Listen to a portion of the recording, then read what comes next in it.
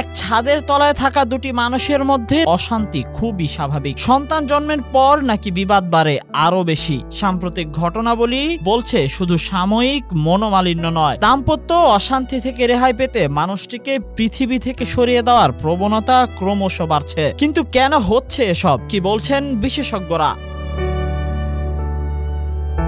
হাজার নারীর উপর সমীক্ষা করা হয়েছে। গড় এবং হিসাব বলছে 10% মধ্যে 8.5% বিবাহিত নারীরা অবসাদে ভোগেন। তাদের মধ্যে বেশিরভাগেরই দাবি খুদে সন্তান যতই ভুল ভ্রান্তি করুক না কেন স্বামীর আচরণে তিতি বিরক্ত তারা। যার হাত ধরে সংসার শুরু সেই মানুষটির প্রতি কেন আকর্ষণ হারাচ্ছেন বেশিরভাগ স্ত্রীরা? বিশেষজ্ঞদের মতে এর নৈপথ্যে অবশ্য একাধিক কারণ রয়েছে।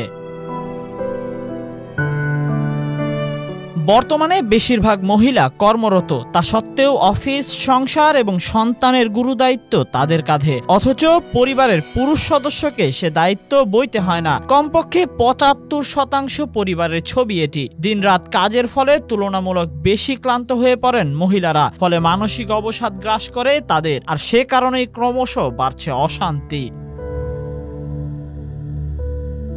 অনেক মহিলাই স্বামীকে দমিয়ে রাখার চেষ্টা করেন, স্বামীকে মতামত প্রকাশ করতে দেন না, তার ফলে সংঘাত তৈরি হয়। আবার অনেক পুরুষও তার স্ত্রীকে দমিয়ে রাখার চেষ্টাও করে থাকেন, যার ফলে ক্রমশই এই অশান্তি বেড়েই চলছে।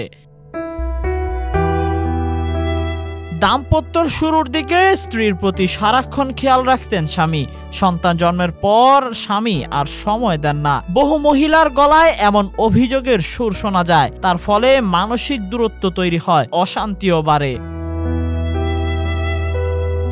বহু পরিবারও আবার দাম্পত্য অশান্তির মূল কারণ হয়ে দাঁড়ায়। তাই দাম্পত্য অশান্তি হলে নিজেরা মেটান, তৃতীয় ব্যক্তিকে দুইজনের মধ্যে মতামত প্রকাশের সুযোগ দেবেন না, তাতে সমস্যা আরো বাড়বে। সম্পর্কে সমস্যা দেখা দেবেই, সমাধানের চেষ্টা না করে হাত পা গুটিয়ে বসে থাকবেন না। পরিবর্তে মনের মানুষের সঙ্গে কথা বলুন। মনে রাখবেন, খোলামেলা আলোচনাই কিন্তু সুস্থ সম্পর্কের চাবিকাঠি।